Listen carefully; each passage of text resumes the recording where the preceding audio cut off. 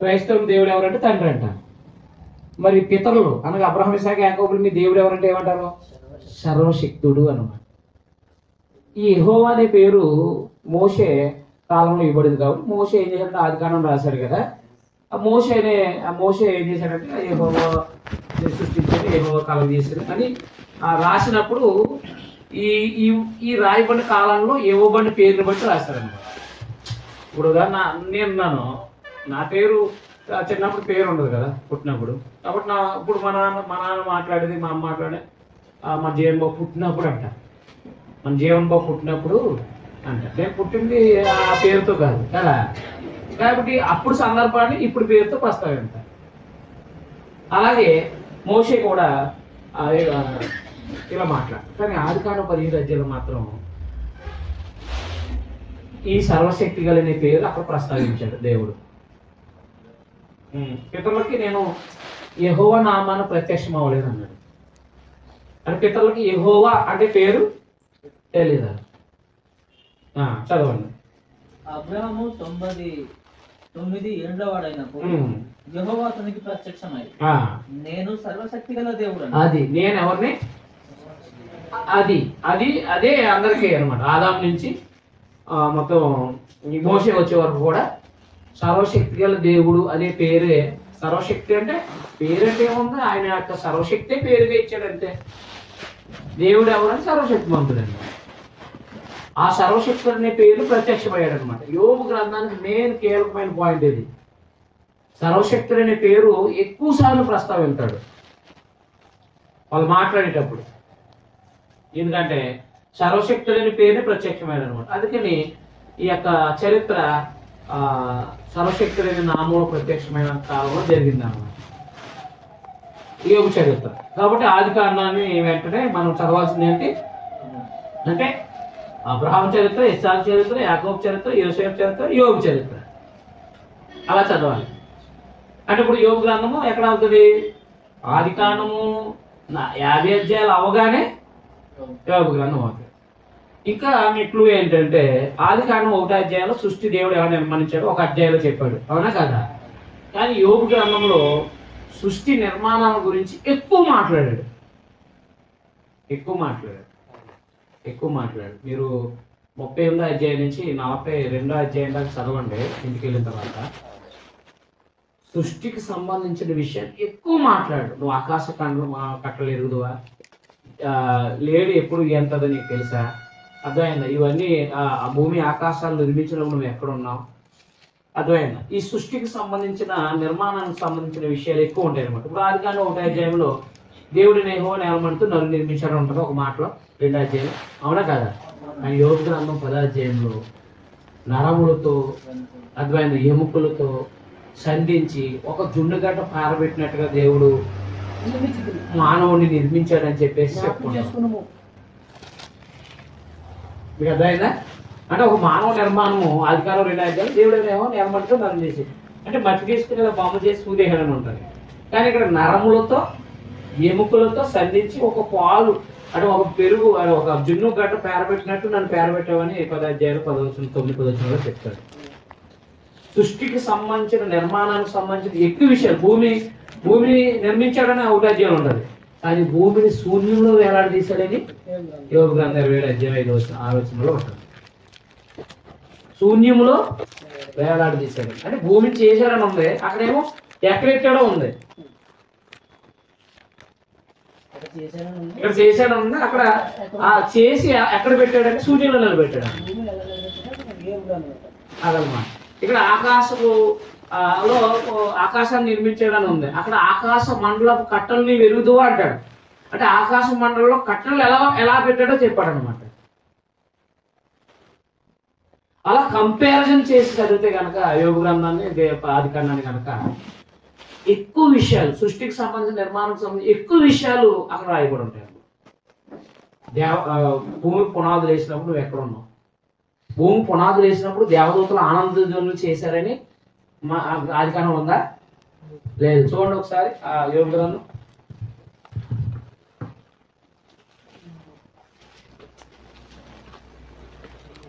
38వ అధ్యాయం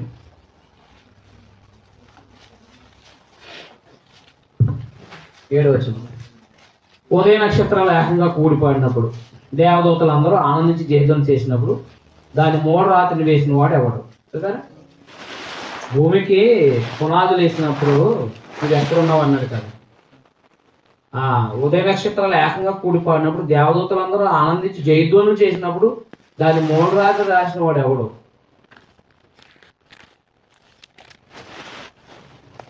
అర్థమైందా?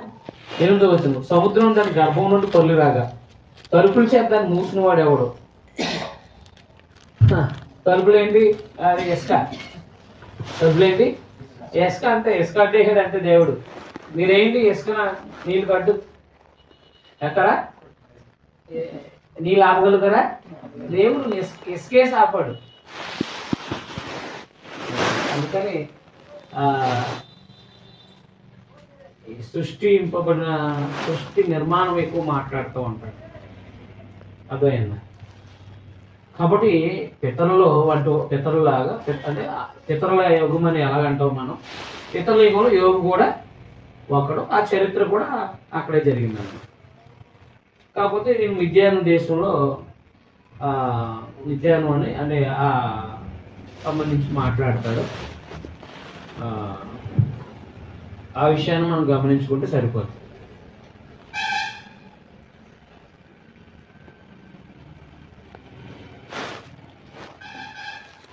కాబట్టి మనం ఇప్పుడు అలా చదవం అనుకోండి, ఆది కారణం యోగ గ్రంథం కలిపి చదివాం అనుకోండి, ఎలా ఉంటుంది?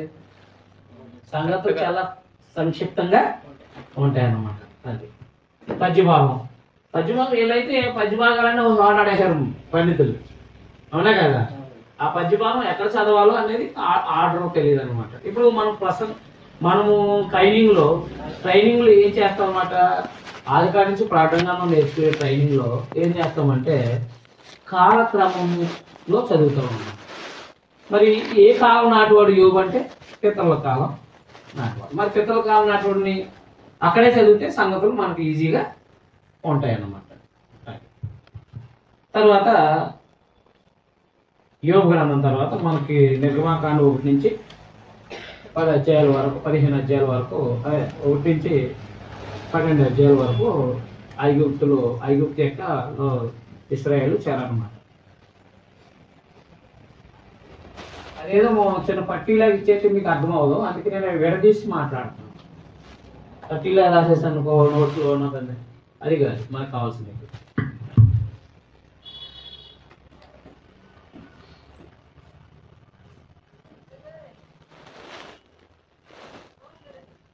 ఇశ్రాయేలు ఐగుప్తులో నివసించిన కాలం. ఐగుప్తులో నివసించిన కాలము 12 అధ్యాయం చూడండి. నిర్గమాకాండం 12 అధ్యాయము 40.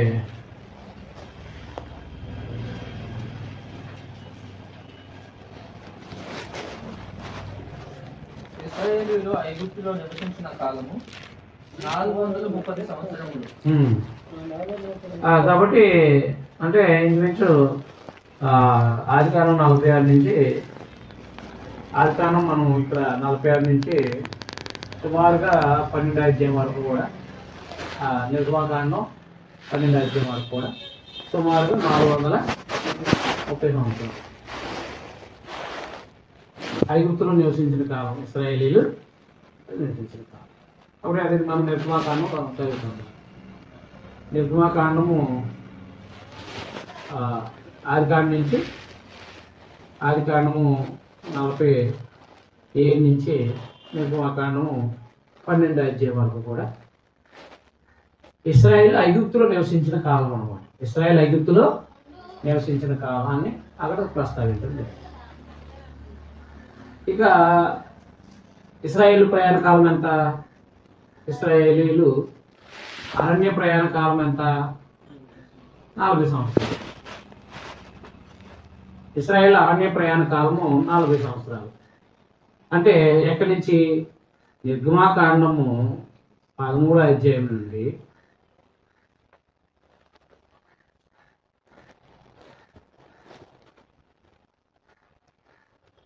సంఖ్యాకాండం 36 అధ్యాయం వరకు కూడా 26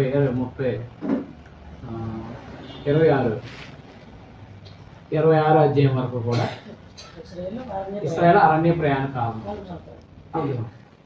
అంటే మనం ద్వితీయోపదేశ కాండం కూడా వేసేసుకోవచ్చు, ద్వితీయోపదేశ కాండం వేసేసుకోవడం కూడా ఉండదు. నిర్గమాకాండం 13 అధ్యాయం నుంచి ఇశ్రాయేలు అరణ్య ప్రయాణ కాలం 40 సంవత్సరాలు ఇశ్రాయేలు అరణ్యంలో ఉన్నారు. కాబట్టి మనం నిర్గమాకాండం నుంచి ద్వితీయోపదేశ కాండం దాకా చదువుతాం. మీకు అర్థమైందా? ఇప్పుడు కానాన్ని స్వతంత్రించుకున్న కాలం ఇశ్రాయేలీలు కానాన్ దేశంలో కానాన్ని స్వతంత్రించుకున్నారు. కానాన్ని స్వతంత్రించుకున్నారు యెహోషువ గ్రంథం 50 సంవత్సరాలు. అదైనా యెహోషువ గ్రంథం మనము ద్వితీయోపదేశ కాండం తర్వాత యెహోషువ గ్రంథం చదువుతాం అన్నమాట. ఇశ్రాయేలీలు కానాన్ని స్వతంత్రించిన కాలం యెహోషువ యుద్ధాలు చేసి ఇశ్రాయేలీలకి తన పితరులతో యుద్ధాలు చేసిన కాలాన్ని అప్పచెప్పేశాడు అన్నమాట. అంటే ఆయన యెహోషువ గ్రంథం అంతా కూడా ఒక 50 సంవత్సరాల కాలం అనమాట. అది అబ్రహాం చేసిన వాగ్దానం ఒకటి నెరవేరిందని చెప్పేసి 23 అధ్యాయంలో యెహోషువ గ్రంథము 23 అధ్యాయంలో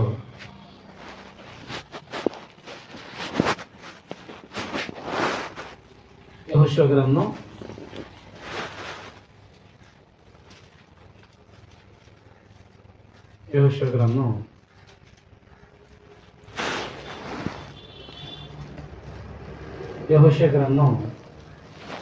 23 అధ్యాయము 16 వచనంలో క్షమించి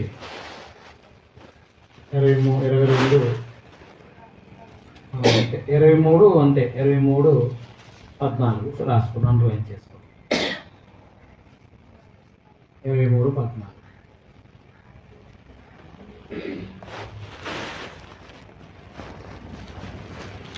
సెలవిచ్చిన మాటలన్నింటిలో ఏ ఒక్కటైనను తప్పి ఉండలేదు కానీ మీరు అనుభవపూర్వకంగా ఎరుగుతారు. దేవుడు చేసిన వాగ్దానాలన్నీ నెరవేర్చారు. పితలతో చేసినవన్నీ కూడా ఏం చేశారన్నమాట, ఆయన నెరవేర్చారు అన్నమాట. అంటే కనాన్ దేశాన్ని స్వతంత్రించుకున్నారు ఇశ్రాయేలీలు. ఇశ్రాయేల్ కన్నా యెహోషువ అన్నమాట. అంటే ఇశ్రాయేల్ కనాన్ దేశాన్ని స్వతంత్రించుకున్నారనడానికి యెహోషువ. అలాగే న్యాయాధిపతులు ఏలిన కాలం. న్యాయాధిపతులు ఇశ్రాయేల్ని ఎవరు ఏర్పాటు చేశారు? న్యాయాధిపతులు ఏలిన కాలం. న్యాయాధిపతులు ఏలిన కాలం ఏంటంటే న్యాయాధిపతుల గ్రంథం 1వ అధ్యాయం నుండి సమూయేలు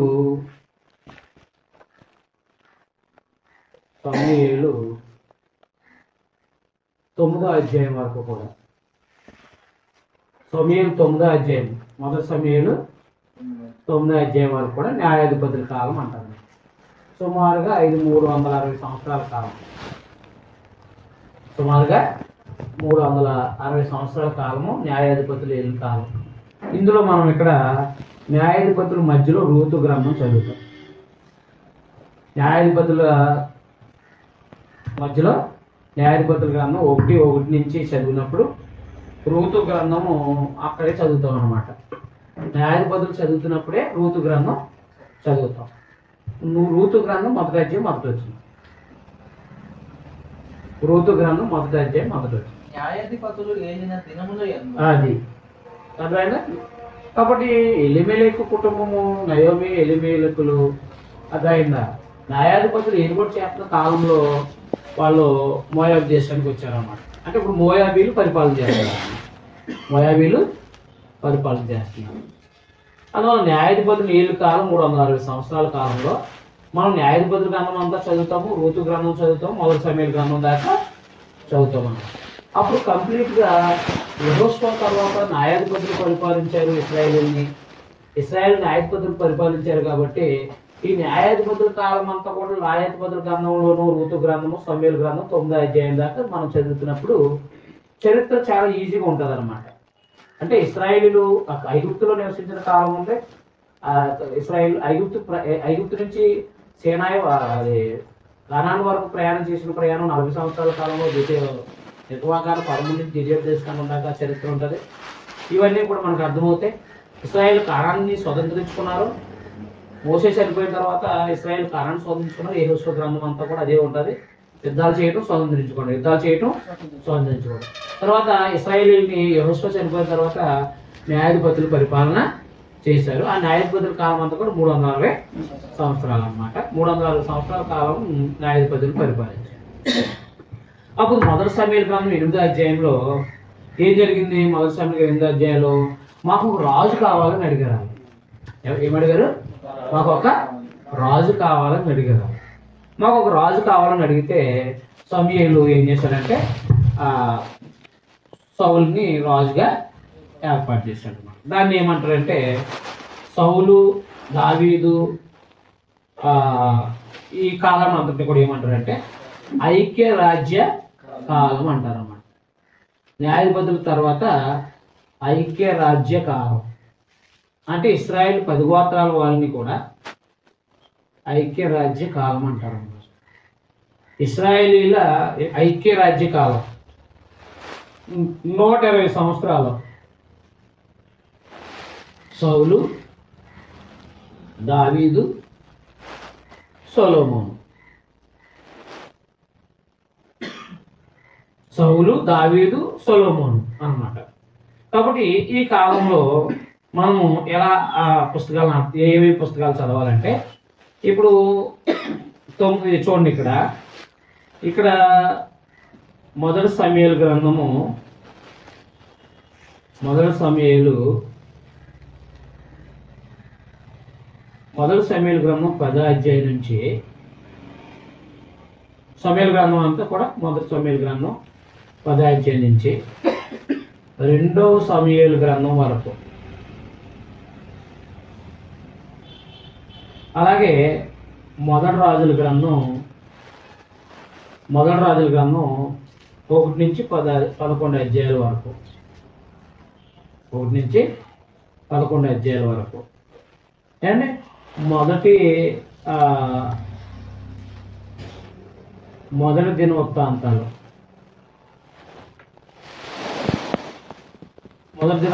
గ్రంథం అంతా, తర్వాత సామెతలు, తర్వాత పరమగీతాలు, తర్వాత ప్రసంగి. చూసారా ఏమి పుస్తకాలు అవుతున్నాయి అంటే మొదటి రాజుల గ్రంథం 11వ అధ్యాయం వచ్చేటప్పటికి మొదటి సమూయేలు గ్రంథం 10వ అధ్యాయం నుంచి, మొదటి సమూయేలు గ్రంథం 10వ అధ్యాయం నుంచి అధ్యాయం 2వ సమూయేలు గ్రంథం, మొదటి రాజుల గ్రంథం 10వ అధ్యాయం వరకు, అంటే మొదటి సమూయేలు గ్రంథం అంతా, 2వ సమూయేలు గ్రంథం అంతా, మొదటి రాజుల గ్రంథం 11వ అధ్యాయం వరకు కూడా, మొదటి రాజుల గ్రంథం 11వ అధ్యాయం వరకు కూడా ఎవరు రాజు ఏ రాజు పరిపాలించాడు? ఉదాహరణకు మొదటి సమూయేలులో సౌలు అనుకోండి, 2వ సమూయేలు గ్రంథంలో దావీదు అనుకోండి, మొదటి రాజుల గ్రంథంలో సొలొమోను అనుకోండి. సరిపోయిందా? ఈజీగా ఉంటుంది మీకు. అదైనా మొదటి సమూయేలు గ్రంథంలోనేమో సౌలు పరిపాలించాడు 40 సంవత్సరాలు, 2వ సమూయేలు గ్రంథంలోనేమో దావీదు పరిపాలించాడు, అలాగే మొదటి రాజుల గ్రంథం 11వ అధ్యాయం వరకు కూడా సొలొమోను పరిపాలించాడు. మీరు చూడండి 11వ అధ్యాయం లాస్ట్ వచ్చిన మొదటి రాజుల గ్రంథం 11వ అధ్యాయం 4. ఒక 70 కీర్తనలు, అక్కడే చదవాలి. దావీదు దగ్గర అంటే ఈ దినవృత్తాంతాలు అయినట్టు 70 కీర్తనలు చదవాలన్నమాట. మొదటి అదైనా 2వ సమూయేలు గ్రంథము చదివేసిన వెంటనే దినవృత్తాంతాల గ్రంథం చదవాలి. ఈ మొదటి దినవృత్తాంతాల గ్రంథం చదివిన వెంటనే 70 కీర్తనలు చదవాలి దావీదు. ఆ తర్వాత మొదటి రాజుల గ్రంథం 1 నుంచి 11 అధ్యాయాలు, తర్వాత సొలొమోను సామెతలు, పరమగీతాలు, ప్రసంగి చదవాలి. అంటే ఇప్పుడు ఇది కాలక్రమం. అంటే మొదటి సమూయేలు గ్రంథం నుంచి మొదటి రాజుల గ్రంథం వరకు ఏమేమి పుస్తకాలు చదవాలో లిస్ట్ ఉంది చూడండి ఇక్కడ. ఆ లిస్టు ప్రకారం చదివితే దావీదు చరిత్ర, రెండవ సమయాల గ్రంథం అనుకోండి ఉదాహరణకి. మొదటి దినవృత్తాంతాల గ్రంథం కూడా దావీదు చరిత్రే, అవునా? ఇప్పుడు మొదటి రాజుల గ్రంధం 1 నుంచి 11 అధ్యాయాలు సొలొమోను చరిత్ర. అలాగే రెండవ దినవృత్తాంతాలు కూడా ఇక్కడ మనకి మొదటి రాజుల గ్రంథం కూడా రెండవ దినవృత్తాంతాలు 1 నుంచి సుమారుగా ఒక 10 అధ్యాయాలు వేసుకోండి ఉదాహరణకి. అంటే సౌలు చరిత్ర అంతా ఉంటుంది. తర్వాత సామెతలు, ప్రారంభ గీతాలు, ప్రసంగి. ఈ దినవృత్తాంతాల గ్రంథం పోనీ ఇక్కడ రాసుకోండి, ఇబ్బంది ఉండదు. రెండో సమూయేలు గ్రంథం ఉంది కదా, ఇక్కడ మొదటి దినవృత్తాంతాల గ్రంథం. దావీదు చరిత్ర అంతా అర్థమవుతుంది. అర్థమైందా?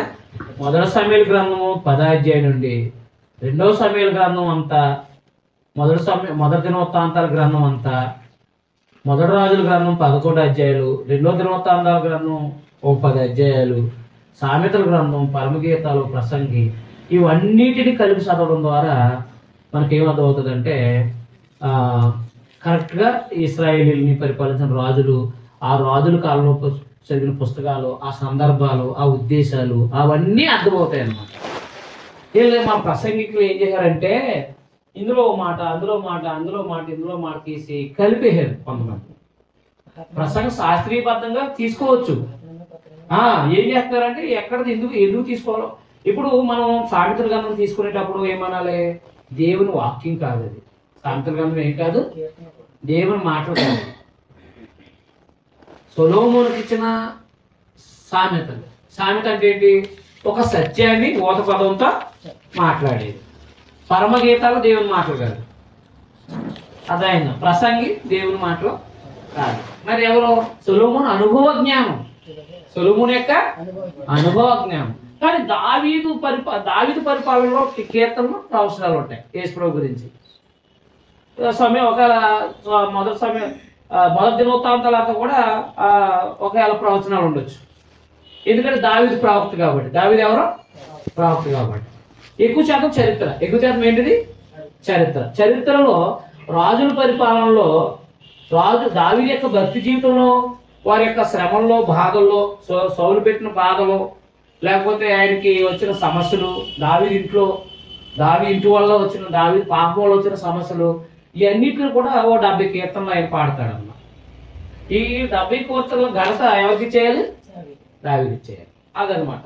ఇలాగన మనము మొదటి సమూయేలు గ్రంథం 10 అధ్యాయం నుంచి రెండవ సమూయేలు గ్రంథము, మొదటి రాజుల గ్రంథం 10 అధ్యాయాలు, దినవృత్తాంతాల గ్రంథము, సామెతలు, పరమగీతలు, ప్రసంగి, ఈ పుస్తకాలన్నీ కూడా ఈ పుస్తకాలు చదివేటప్పుడు ఇవన్నీ కూడా ఇక్కడ మనం చదవగలిగితే సారాంశం అంతా మనకి ఈజీగా అర్థమవుతుంది అన్నమాట.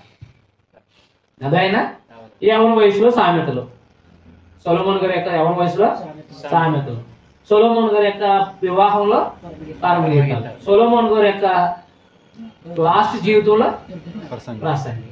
వ్యర్థం ఏమీ లేదు లోకంలో, అన్ని అనుభవించేసాడు ఆయన. అన్ని అనుభవించేసి ఏమన్నాడు? ఏమన్నాడు? మనం కూడా తినేసి అంత బాగోలేదంటాం. ఏదైనా భోజనం చేసి ఏమంటాం? ఏం బాగోలేదు. ఎందుకు తినాలి? తినకపోవద్దని చెప్తేనే గొడవ. అలాగే దేవుడికి వ్యతిరేకమైన జీవితాన్ని అనుభవించడం వ్యర్థం అని చెప్పుకోవచ్చు. అర్థమైంది కదా స్ట్రక్చర్? రైట్. నెక్స్ట్, బైబిల్ ఇలా నేర్చుకోవాలి, ఇలా ట్రైనింగ్ అవ్వాలి. ట్రైనింగ్ ఇలా అవ్వాలన్నమాట.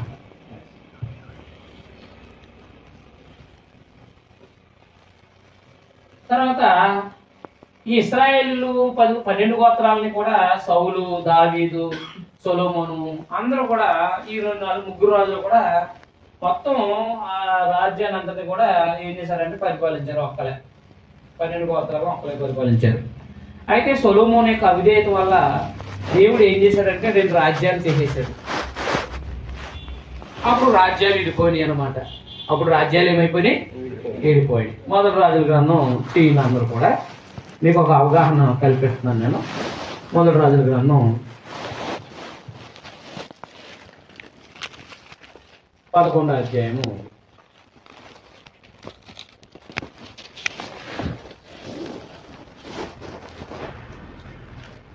11 మొదటి రాజుల గ్రంథం 11వ అధ్యాయం. అంటే విషయం అర్థం కావాలి కదా, అది ఎందుకు పరిస్థితులు ఏం జరిగింది అంటే మనకు అర్థం కావాలి కదా. ఒక్కసారి మొదటి రాజులు 11:9 నుంచి చదవాలి. ఇశ్రాయేలు దేవుడని యెహోవా అతనికి రెండు మాటలు చెప్పాడు. నీవు ఇతర దేవతలను వెంబడింపవలదని అతనికి ఆజ్ఞాపించినాను. యెహోవా తనకు ఇచ్చిన ఆజ్ఞను అతడు గైకొనకపోగా యెహోవా అతని మీద కోపగించి సెలవిచ్చినదేమనగా, నేను నీతో చేస్తున్న నిబంధనను కట్టడలను నీవు ఆచరింపకపోగా నేను కనుగొంటున్నాను కనుక ఈ రాజ్యం నిశ్చయంగా తీసివేసి నీ దాసుడికి ఇచ్చదని అయినను నీ తండ్రి అయిన దావీదు నిమిత్తం ఏసుప్రభు రావాలి కదా, మరి ఏసుప్రభు రాజు అవ్వాలి కదా. ఈ తండ్రి నిమిత్తం ఒక గోత్రాన్ని ఉంచుతాను, బెన్యామీను గోత్రాన్ని. దినంలో ఎందు నేను అలాగనే చేయక నీ కుమారుని చేతిలో నుండి దాన్ని తీసేస్తాను, రాజ్యం అంతా తీసివేయాలి. నా దాసుడైన దావీదు నిమిత్తం నేను కోరుకున్న యెరూషలేము నిమిత్తం ఒక గోత్రం నీ కుమారునికి ఇచ్చదను. అది అండర్లైన్ చేయాలి, సరిపోతుంది. ఇప్పుడు దేవుడే రెండు రాజ్యాలు చేశారు. అందుకని విభాగింపబడిన రాజ్యకాలం, విభాగింపబడిన రాజ్యకాలం, విభాగింపబడిన రాజ్యకాలం సుమారుగా ఒక 400 సంవత్సరాలు. విభాగింపబడిన రాజ్యకాలం ఎంత అంటే 400 సంవత్సరాలు. అంటే ఉదాహరణకి మీకు ఇక్కడ చాలా జాగ్రత్తగా మొదటి రాజుల గ్రంథం 12వ అధ్యాయం నుండి రెండవ రాజుల గ్రంథం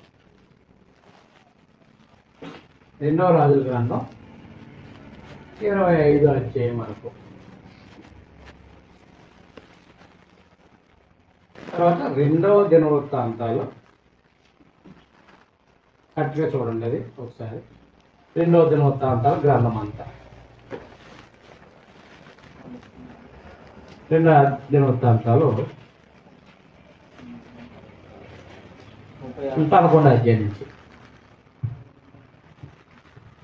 రెండవ దినవృత్తాంతాలు 11వ అధ్యాయం నుంచి 11వ అధ్యాయం నుంచి రెండవ దినవృత్తాంతాలు 11వ అధ్యాయం నుంచి 36వ అధ్యాయం వరకు విభాగింపబడిన రాజ్యకాలం అన్నమాట. అంటే ఈ రెండు గోత్రాలు, అంటే ఒకటి ఇవేమైనాయి అంటే ఈ విభాగింపబడిన రాజ్యకాలం 400 సంవత్సరాల కాలం జరిగింది. ఇందులో రెండు రాజ్యాలు అయిపోయినాయి.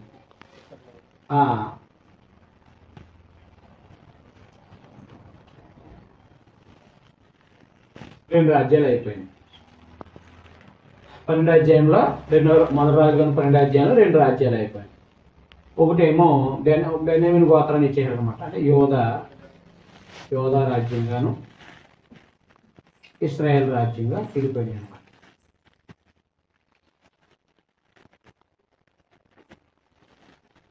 ఇశ్రాయేలు రాజ్యంగా విడిపోయింది.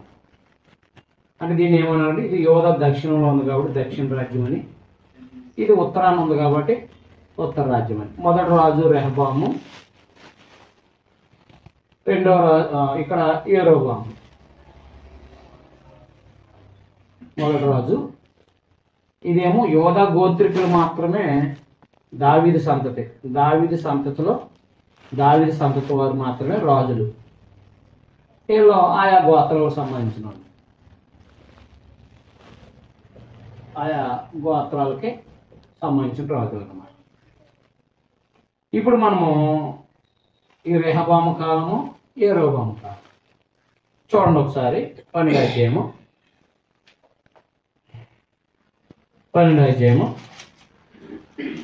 రెండవ రాజుల గ్రంథం, మొదటి రాజుల గ్రంథం 12వ అధ్యాయము.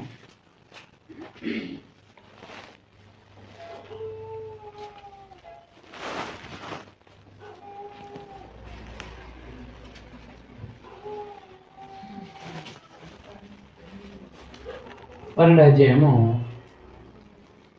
20వ వచనం అంటున్నాయి. మరియు యెరోబాము తిరిగి వచ్చెనని ఇశ్రాయేలు వారందరూ విని సమాజముగా కూడి అతని శిలువ నంపించి ఇశ్రాయేలు వారందరి మీద రాజుగా అతనికి పట్టాభిషేకం చేసింది. అది అండర్లైన్ చేయండి సరిపోదు. ఇప్పుడు ఇస్రాయేల్ 10 గోత్రాలు ఇడిపోయారు అన్నమాట. అప్పుడు ఆయన ఏం చేశాడంటే 25 నుంచి చదవండి. తర్వాత యరొబాము ఎఫ్రాయిము మన్యమందు షెకెమును పట్టణము కట్టించి అచ్చట కాపురం నుండి అచ్చటి నుండి బయలుదేరి సున్నీయులను కట్టించి ఈ జనులు యెరూషలేమునందున్న యెహోవా మందిరమందు బలులు అర్పించుటకు ఎక్కి పోవుచుండిన ఎడల ఈ జనుల హృదయము యూదా రాజైన రెహబాము అను తమ యజమానుని తట్టు తిరుగును. అప్పుడు వారు నన్ను చంపి యూదా రాజైన రెహబాము వద్ద మరల చేరుదురు. రాజ్యం వల్ల దావీదు సంతతి వారులగును అని యరొబాము తన హృదయమందు తలంచి ఆలోచన చేసి 2 బంగారపు దూడలు చేయించి జనులను పిలిచి యెరూషలేమునకు పోవుటకు మీకు బహు కష్టం. ఇశ్రాయేలు వారారా, ఐగుప్తు దేశంలో నుండి మిమ్మల్ని రప్పించిన మీ దేవుడు ఇవే అని చెప్పి ఒకటి బేతేలునందును ఒకటి దానునందును ఉంచాను. ఈయన ఏం చేశాడంటే యెరూషలేముకి రెహబాము సొలొమోను కొడుకు కదా, ఈ రెహబాము సొలొమోను కొడుకు, యెరొబాము ఏమో ఎఫ్రాయిం గోత్రికుడు. ఆయా గోత్రాల వాళ్ళు రాజులు అవుతారు కదా, ఆయా గోత్రాల వాళ్ళు. ఈ యెరొబాము ఏం చేశాడంటే యెరూషలేముకి మరి 3 పండుగలకు రావాలి కదా. 3 పండుగలకి ఇశ్రాయేలు 10 గోత్రాలలో అయినా సరే 3 పండుగలు ఎక్కడ రావాలి? యెరూషలేము రావాలి. యూదా రాజ్యం ఉంది. అయితే వీళ్ళందరూ కూడా ఇక్కడికి వచ్చేస్తారు. వచ్చిన తర్వాత దావీదు కుమారులే మనకు రాజులని అని గ్రహించారు. వైపు ఎక్కడ తిరిగిపోతాడని ఈయన ఏం చేశాడంటే దానులో ఒకటి, బేతేల్లో ఒకటి విగ్రహాలు పెట్టాడు అన్నమాట. దూడలను పెట్టాడు అనమాట. దూడలు పెట్టి పండగలు మార్చేసాడు. ఏం చేశాడు? పండగలు మార్చేసాడు. ఇక్కడ రానివ్వకుండా ప్రజలను ఆపేశాడు అనమాట. డేట్లు మార్తేనే కదా ఇక్కడ రాదు. టోటల్గా ఈయన విగ్రహాలతో నడిపించేశాడు. అది ఈయన కాలంలో ప్రవక్త ఎవరంటే, వీళ్ళిద్దరి కాలంలో ప్రవక్త ఏమంటే అహియా. ఈయన మాట్లాడిన ప్రవక్త అంటారు అన్నమాట. మాట్లాడిన ప్రవక్తలు, పుస్తకాలు రాసిన ప్రవక్తలు వేరు. ఎవరైనా ఇద్దరు సమానమే, రాసిన వాళ్ళైనా మాట్లాడిన వాళ్ళు ఒకటే. అహియా ప్రవక్త అని మీరు ఎలా అంటారంటే 11వ అధ్యాయంలోను 14వ అధ్యాయంలోను ఆయన ప్రస్తావన ఉంటుంది. 11వ అధ్యాయము 30వ వచనం అండర్లైన్ చేసుకోండి. ప్రవక్త ఎవరు? అహియా అన్నమాట. ప్రవక్త ఎవరు? అహియా. అంతటా అహియా తాను ధరించుకుని ఉన్న కొత్త వస్త్రమును పట్టుకొని తునకలుగా చింపి యరొబాముతో ఇట్లా, ఈ 10 తునకలను నీవు తీసుకొను.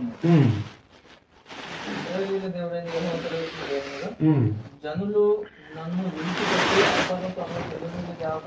వెళ్ళిపోయారు కాబట్టి ఇంకో 10 గోత్రాలు ఇచ్చేస్తున్నాం అన్నాడు అన్నమాట. 10 తునకలు అంటే ఏంటి? 10 గోత్రాలు. కాబట్టి ప్రవక్త ఎవరు? అహియా. 14వ అధ్యాయం కూడా తీసుకోండి ఒకసారి.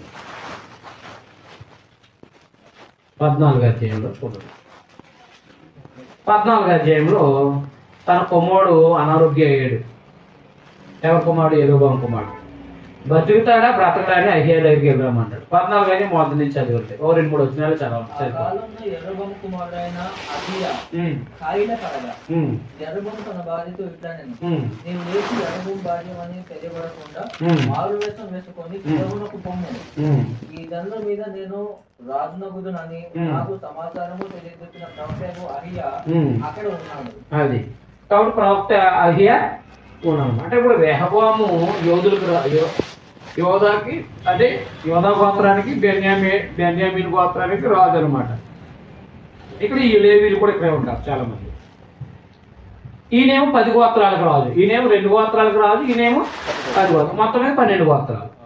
ఒక 4 దావీదు కాలంలో సౌలు, దావీదు, సొలొమోను అందరూ ఈ 12 గోత్రాలు ఒకే రాజు పరిపాలించారు. ఇప్పుడు ఈ రెహబాము కాలంకి వచ్చినప్పటికీ సొలొమోను చేసిన పాపాన్ని బట్టి ఏం చేశాడు? 2 రాజ్యాలుగా చేసేసాడు. అయితే ఈ యెరొబాము ఏం చేశాడంటే ఇశ్రాయేలు 10 గోత్రాలని విగ్రహారాధనలోకి నడిపించాడు. వాటిలో యెహోవా ఏమనంటే దూడలని. అక్కడి నుంచి ప్రవక్తలు రావడం మొదలెట్టారు అనమాట. అక్కడి నుంచి ప్రవక్తలు అనమాట. రెహబాం కుమారుడు ఎవరు? అబియా. రెహబాం కుమారుడు ఎవరు? అబియా. యెరోబాము కుమారుడు ఎవరు? నాతాను. అర్థమైంది. ఆయన ఇశ్రాయేలు రాజు, నేను యూదా రాజు. 12వ అధ్యాయం చూడండి, 13వ అధ్యాయం, 14వ అధ్యాయం చూడండి.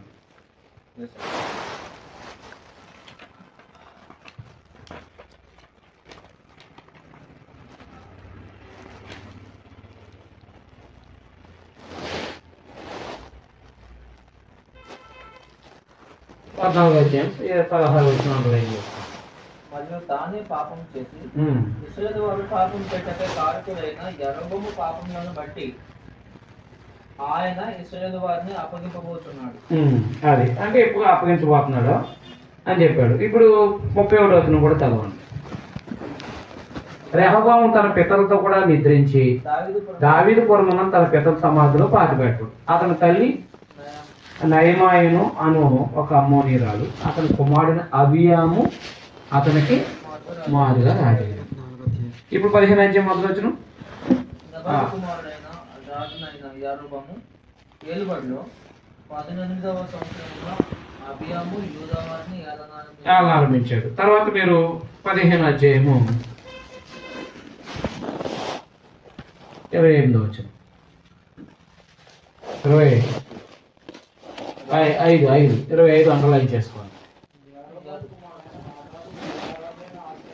అది యెరోబాము కుమారుడైన నాతాను.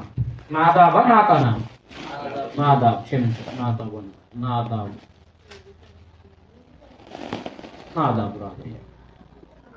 అర్థమైందా? తర్వాత అప్పుడు 16వ అధ్యాయంలో ఎవరు ప్రవక్త? యెహూ ప్రవక్త. 16వ అధ్యాయం మొదలు వచ్చింది. ఈయన కాలంలో ప్రవక్త ఎవరు? యెహూ. ఈయన మాట్లాడిన ప్రవక్తలు, పుస్తకం కింద రాయలేదు అది, అయినప్పటికీ ప్రవక్తలే.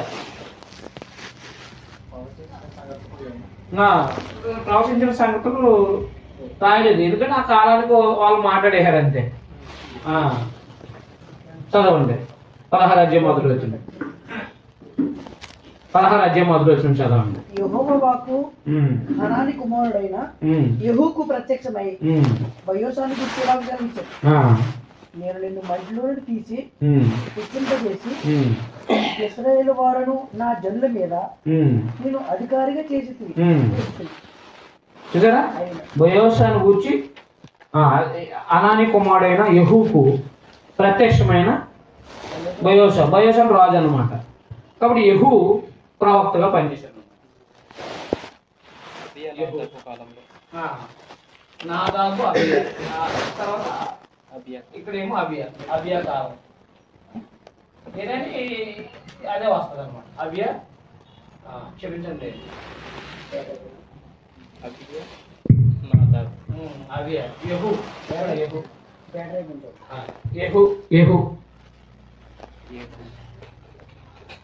బయోషా, క్షమించండి,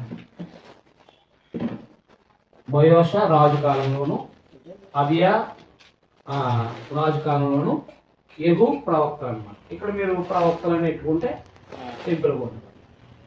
ఈ మాట్లాడిన ప్రవక్తలు అన్నమాట. అబియా తర్వాత ఎవరు? ఆస. ఈయన భక్తిపరుడు. వీళ్ళిద్దరు కూడా భక్తిహీనులే. రాజులు ఎవరో భక్తి. అదంతా మనం తర్వాత మాట్లాడుకున్నాం చదువుకున్నప్పుడు. ఆస ఇక్కడేమో ఆయన కుమారుడు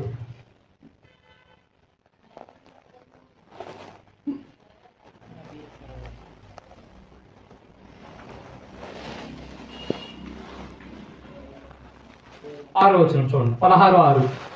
బయోషా తన పెద్దలు కూడా నిద్రించి తెర్సా సమాధిలో సమా చేయబడు. అతను మారుగా అతని కుమారుడు ఏలా. ఇశ్రాయేలు రాజు ఎవరు? ఏలా రాజు అయ్యాడు ఇశ్రాయేలు. ఆస తర్వాత కొడుకు ఎవరంటే యెహోషాపాతు.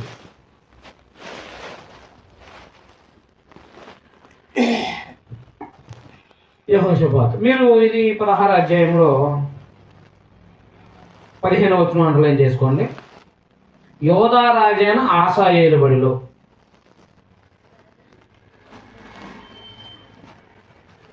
అది వేరే చెప్పాడు అన్నమాట. తర్వాత 9వ వచనం 16:9.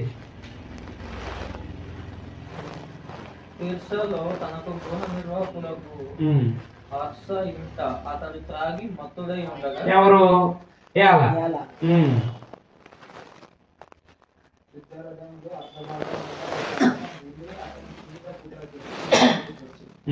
అతను కొట్టి చంపడానికి మరొక రాజు అయ్యాడు. అదనమాట. ఎవరు? జిమ్రి. ఇశ్రాయేల్ రాజు ఎవరు? జిమ్రి. జిమ్రి రాజు అయ్యాడు. తర్వాత జిమ్రి రాజు అయ్యాడు. తర్వాత మళ్ళా 15 వచనం చూడండి. క్షమించు 15 వచనం కాదు, 7 రోజులు పరిపాలించాడు కదా. జిమ్రి కుట్ర చేసి రాజు చంపించాడు. జిమ్రి కుట్ర చేసి రాజుని చంపించడానికి తర్వాత ఆయన మరణిస్తాడు.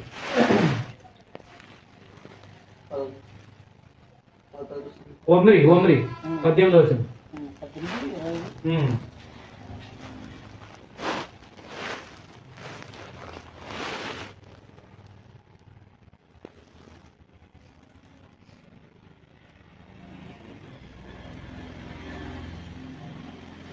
చూడండి ఇక్కడ 16 వచనం. జిమ్రి కుట్ర చేసి రాజును చంపించాడు. వార్త అక్కడ దిగి ఉన్న జనులకు వినపడింది. కనుక ఇశ్రాయేల్ వారందరూ ఆ దినంలో సైన్యాధిపతి ఒమ్రిని దండుపేటలో ఇశ్రాయేల్ వారి మీద పట్టాభిషేకం చేశారు. జిమ్రి తర్వాత ఎవరు? ఒమ్రి అని. ఇది 7 రోజులే పరిపాలన చేశాడు మనవాడు. 7 రోజులే. తర్వాత జిమ్రి తర్వాత ఒమ్రి ఎవరు అనుకుంటున్నారు? ఆహాబు తండ్రి. ఒమ్రి అనమాట. ఎవరు? ఆహాబు తండ్రి. ఆహాబు అంటే మంచి పేరుగా అంటున్నాడు కదా. ఒమ్రి యెహోషాపాతు పరిపాలనలో ఉన్నాడు. తర్వాత ఆహాబు కాలంలో ఈ యెహోషాపాతు, ఈ ముగ్గురు కాలంలో కూడా యెహోషాపాతు ఉన్నాడు అనమాట. ఎందుకంటే వీళ్ళిద్దరు బియ్యం అందుకున్నారు తెలుసా? బియ్యం అందుకున్నారంటే చుట్టారకం కలుపుకున్నారు అనమాట. ఆహాబు కాడ ఏలియా ప్రవక్త. చూడండి 16 అధ్యాయం 29 వచనం.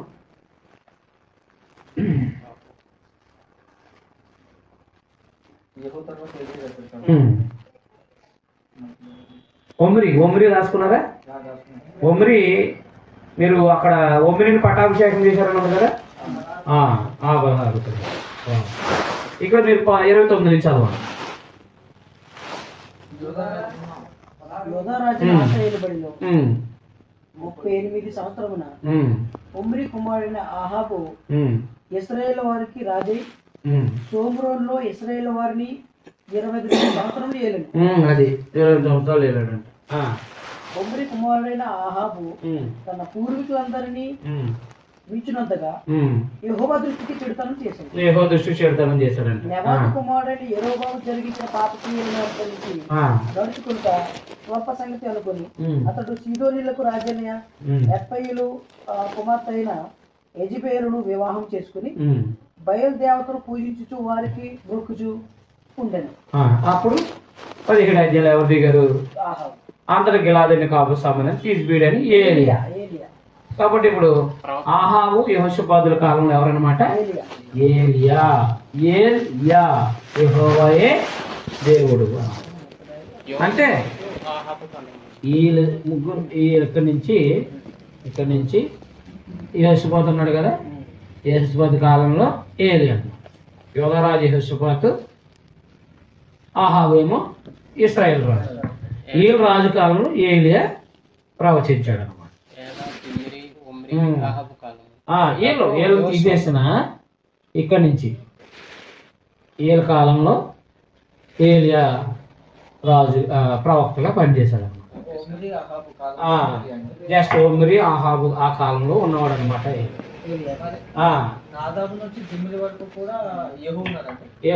ఇంతే యెహూ ఉన్నట్టే కదా. మరి వీళ్ళు అంత పరిపాలన 7 రోజులే కదా. ఈయన 7 రోజులే, వీళ్ళు తక్కువ పరిపాలన. తక్కువ సంవత్సరాల పరిపాలనలో ఈయన బతకడం పెద్ద కష్టమేముంది. అదే ప్రవక్తలు ఏమైనా అర్ధాంతరం చచ్చిపోయే వాళ్ళ ఎక్కువ కాలం బతికేవాళ్ళు. అయ్యే ఉన్నాడు కళ్ళు పోయేదాకా, కళ్ళు కనపడకంత వరకు వాడు బతికాడు. అర్థమైందా? ప్రవక్తలు పనిచేశారు అనమాట. యెహోషాపాతు ఆహాబు ఏమని అనుకున్నారో మీకు అది చదివితే అర్థమవుతుంది. తర్వాత మనం రాజుల గ్రంథం చదువుతున్నప్పుడు ఇప్పుడు యెహోషువ ఆహాబు కాలంలో ఏలియా ప్రవక్తగా పనిచేశారు. ఏం సందేహం చెప్పడం మనకు తెలుసు. వర్షం రాకుండా వీళ్ళు చేసే విగ్రహారాధన దుర్మార్గం, ఈ బయలుదేవత ఆరాధన బట్టి యెజబేలు ఆహాబుల్ని దేవుడు ఏం చేశారనమాట, వాళ్ళని విషయం అంటే దేవుడు ఎవరో తెలియజేసిందో తెలియదు. బయలుదేవత దేవుడు అయితే దేవుడు, ఏలియా దేవుడే, యెహోవా దేవుడే దేవుడు రండి అని చెప్పేసి ఒక శబ్దపూర్వమైన ఒక ఏర్పాటు చేశారు, సవాల్తో కూడింది. కాబట్టి మీరు బలి అగ్ని రప్పించి మీరు బలి కాల్చాలి బలి అని చెప్పేసి అంటే వాళ్ళు పొద్దున్న సాయం దాకా మాట్లాడినా వాడు ఉంటే కదా వచ్చేది, అవునా కాదా? వాడు ఉంటే వచ్చేది. బయలా బయలా బయలా. ఈయనేమంటాడంటే నిద్రాత్మడేమో గట్టిగా అన్నాడు. ఏదేమైనా ఈ ప్రవక్త చాలా ఏం చేశాడంటే రాజు అయిన భార్య అయిన దుర్మార్గురాలైన యెజబేలుని చాలా సాహసంతో ఎదుర్కొన్నాడు అనమాట. అంటే రాజుల అభిమానం కోసం కానీ లేకపోతే ధనం మీద కాకుండా దేవుడు ఏం చెప్పమన్నాడో చేశాడు. కానీ అలా చేయడం వల్ల ఏలియాకి అంటే అక్కడ జనాలకి కరువు వచ్చినా కానీ ఏలియా కాపాలం చేత ఆహారం పంపించాడు. శారీరక స్త్రీ ద్వారా పోషించబడ్డాడు. అయినప్పటికీ విగ్రహారాధన ఖండించి ఆయన అహాబు యెజబేలు కలిసి చేసిన పాపాన్ని ఖండించాడు అనమాట మొహమాటం. ఆ తర్వాత ఎలీషా కాలంలో ఎవరెవరు రాజులో చూడండి. ఆహాబు కుమారుడైన రెండవ రాజు గ్రంథం మొదటి రాజు గ్రంథం లాస్ట్ అధ్యాయం. మరి ఈ పుస్తకాలు అర్థం చేసుకుంటేనే ఆ పుస్తకాలు అర్థం అవుతాయి, రచనలు అర్థం చేసుకోవచ్చు. దానికి మనకి ఏమి అర్థం కాదు. మొదటి రాజు గ్రంథం 22 అధ్యాయం 51 వచ్చింది. ఆహాబు కుమారుడైన అహజ్యా యోధారాజైన యెహోషాపాతు ఏలుబడిలో 17వ సంవత్సరం మందు సోమ్రోనులో ఇశ్రాయేలుని ఆరంభించి 2 సంవత్సరాలు ఇశ్రాయేలుని ఏలేను. అతడు యెహోవా దృష్టికి చెడుతనం జరిగించి తన తల్లిదండ్రులు ఇద్దరు ప్రవర్తన అనుసరించి ఇశ్రాయేలు పాపం చేయడం కారకుడైన నెబాతు కుమారుడు యెరోబోము ప్రవర్తన అనుసరించి ప్రవర్తిస్తూ వచ్చాడు. అతడు బయలుదేవత పూజిస్తును వారిని నమస్కారం చేయొచ్చు, తమ తండ్రి చేసిన క్రియను చొప్పున జరిగిస్తూ ఇశ్రాయేలు దేవుడిని యెహోవాకు పాపం కొట్టించారు. అప్పుడు ఎవరన్నమాట? ఆహాబు కొడుకు ఎవరు? అహజ్యా. ఒక్కొక్కసారి ఆ పేరు ఈ పేరు కూడా అలా కలిపి ఉంటుంది, జాగ్రత్తగా. ఈ అహజ్యా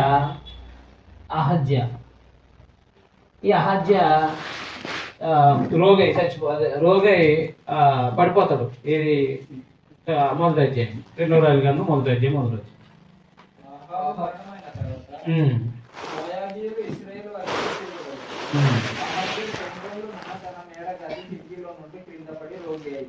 మీరు ఎక్రోను దేవతయగు బయల్జెబూలును తప్పిపోయి ఈ వ్యాధి పోగొట్టుకొని నేను స్వస్థపడుతున్నానో లేదో విచారించుడని దూతలను. అంటే వీడు విగ్రహాలు కదా. మరి ఆహాబు కొడుకు అహజ్యా వాడు ఏం చేశాడంటే అది ఎక్రోన్ దేవతకి వెళ్ళి నేను బతుకులో స్టోర్ చేయించుకున్నాను. అప్పుడు ఏదేమన్నాడంటే ఆడు మంచం ఎక్కినోడు దిగడు అన్నాడంతే. మంచం ఎక్కినోడు ఇంకేమాడు దిగడాడు. ఎందుకంటే ఆడికి వచ్చిన ఆ మంచం పడిపోయి వచ్చిన రోగం చచ్చిపోవడానికి వచ్చింది. ఆడెవడో పట్టుకురండి రాడు అని చెప్పేసి ఏలియాకి పరిచయిస్తుంది. ఆయన ఆహాబు కాలంలో ఒక అద్భుతాలు జరిగించాడు కదా, ఆ ఏలియాకి పరిచయిస్తుంది అనమాట అహజ్యా. అప్పుడు ఎవరు ఎలా ఉంటాడో అని అంటే ఇలా అది మా గొంగలు ధరించుకున్నాడు అంటే ఆయన తీసుకురండి అన్నాడు అనమాట అధికారం. అది తీసుకురండి అంటే ఒక 50 మంది వెళ్ళారు.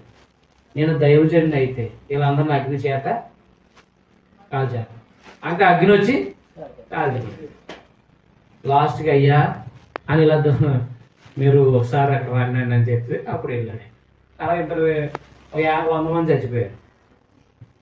లాస్ట్ అయినా నేను కూడా అయిపోతానేమని భయం వేసి, అక్కడ దేవుని పనుడు అంటే అంత రెస్పెక్ట్ ఉండాలండి.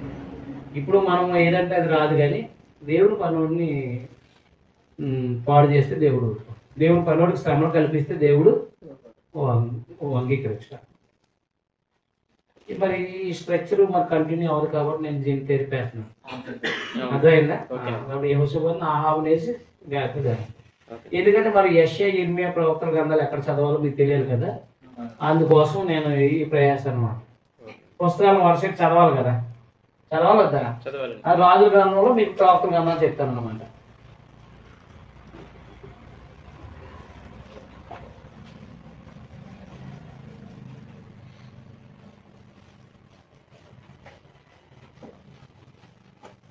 చూసారా, ఇలా చదువుకు రావాలి, ఇలా ట్రైనింగ్ అవుతే బైబిల్ అర్థమవుతుందా? అర్థమవుదా?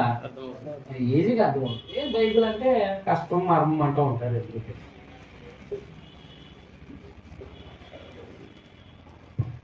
తర్వాత అంటే ఇక్కడ యెహోషాపాతు యోధారాజు అయితే ఇశ్రాయేలు రాజు ఆహాజు. ఈయన భక్తుడే. యెహోషాపాతు భక్తుడే.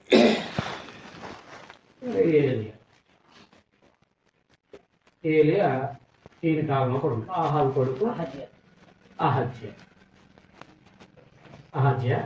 ఈయన కొడుకు యెహోరాము.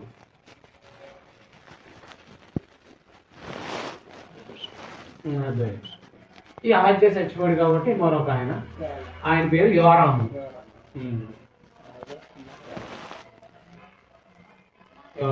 అన్నమాట. ఈయన కాలంలో యోరాము కాలంలో ఎవరో ఎలీషా. 2వ అధ్యాయం.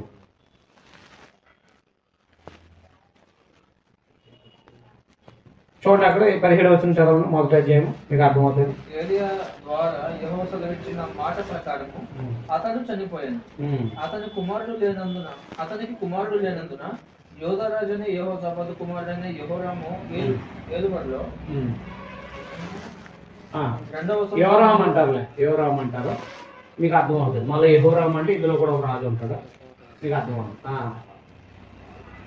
కాబట్టి ఆ కాలంలో ఇప్పుడు ఈయన చచ్చిపోయాడు. ఎవరు? ఈయన రోగే చచ్చిపోయాడు. యోరాము ఈయన కొడుకు అనమాట. ఆహాబు యొక్క కుమారుడు. యోరామ్ అంటారు, జోరామ్ అంటారు. యోరామ్ అని రాశాడు అనమాట. యెహోరామ్ అని రాశాడు. యెహోరామ్ అనేది యోధారాజు. నెక్స్ట్ వస్తాడో చెప్తాను. ఈ పరిపాలనలో వీళ్ళ కాలంలో 2వ అధ్యాయంలో ఎలీషా. అర్థమైనా? ఎవరు? ఎలీషా ప్రవక్త అనమాట. ప్రవక్త ఎవరనమాట? ఎలీషా.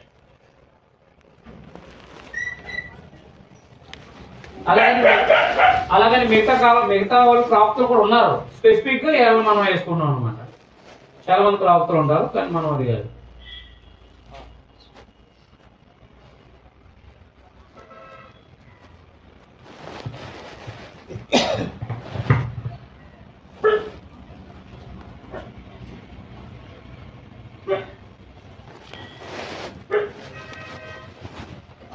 తొమ్మిది అధ్యాయంకి వచ్చేయండి డైరెక్ట్ గా.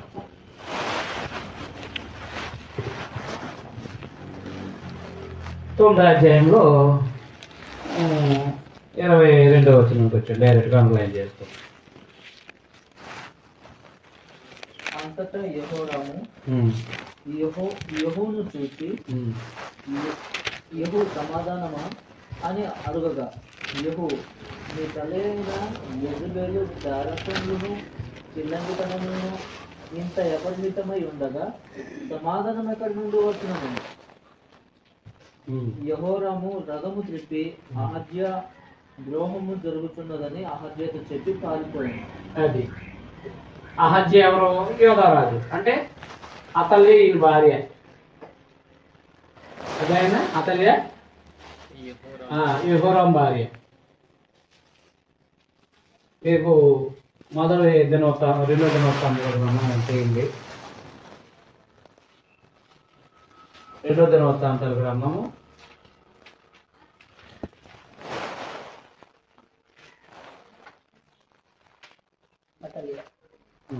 11వ అధ్యాయము ముందే 2వ దినోత్సవాంతాల గ్రంథము 2వ దినోత్సవాంతాల గ్రంథము నేను చెప్తాను. 18వ అధ్యాయము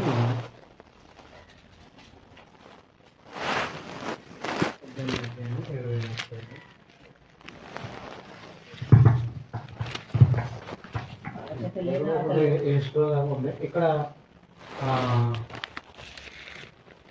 చూడండి 21వ అధ్యాయం మొదటి వచనం. రెండవ దినవృత్తాంతాల గ్రంథం 21వ అధ్యాయం. యెహోషాపాతు తన పితరులతో కూడా నిద్రించి తన పితరుల చెంతకు దావీదు పురమందు పాతిపెట్టాడు. అతని కుమారుడైన యెహోరాము అతని బదులుగా, అందుకే మీకు యోరాము అని రాశాను ఇక్కడ అర్థమవుతుంది. ఇశ్రాయేలు రాజులో యారాము యెహోరాము. ఈ యెహోరాము కుమారుడు ఎవరు? అహజ్యా. యెహోరాము కుమారుడు ఎవరు? అహజ్యా. మీకు అది కూడా అర్థం అవడానికి మీకు చూడండి, అదే దినవృత్తాంతాల గ్రంథంలో, అదే దినవృత్తాంతాల 2వ గ్రంథంలో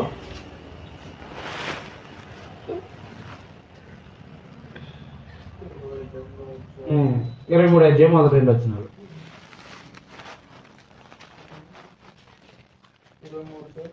23 మొదటి వచనం. అంతటా 7వ సంవత్సరం ముందు యెహోయాదా ధైర్యం తెచ్చుకుని శతాధిపతులతోనూ యెరోహాము కుమారుడైన అజర్యతోనూ యెహోహానాను కుమారుడైన ఇష్మాయేలుతో. యెహోరాము కుమారుడు ఎవరన్నమాట? యెరోహాము కుమారుడు ఎవరు? అజర్య. అదే అజర్య, అహజ్య కాదు, క్షమించి అహజ్య. ఇక్కడ చూడండి 22:2 వచ్చిన అహజ్య ఏలన ఆరంభించినప్పుడు అన్నారు చూడండి. అహజ్య ఏలన ఆరంభించినప్పుడు 42 ఏళ్ళు యెరూషలేములో 1 సంవత్సరం ఏళ్ళు. అతని తల్లి ఒమ్రి కుమార్తె, ఆమె పేరు అతల్య. దుర్మార్గ ప్రవర్తించిన తల్లి అతనికి నేర్పించి వచ్చింది. అహజ్య తల్లి ఎవరు? అతల్య. అంటే యెహోరాము. ఈయనతో ఈమందాడు కదా, అవునా కదా? ఈమంతే ఈయన కూతురు తీసుకొచ్చి ఈయన చేశాడు. వీళ్ళిద్దరు పుట్టినాడు ఎవరు? అహజ్య.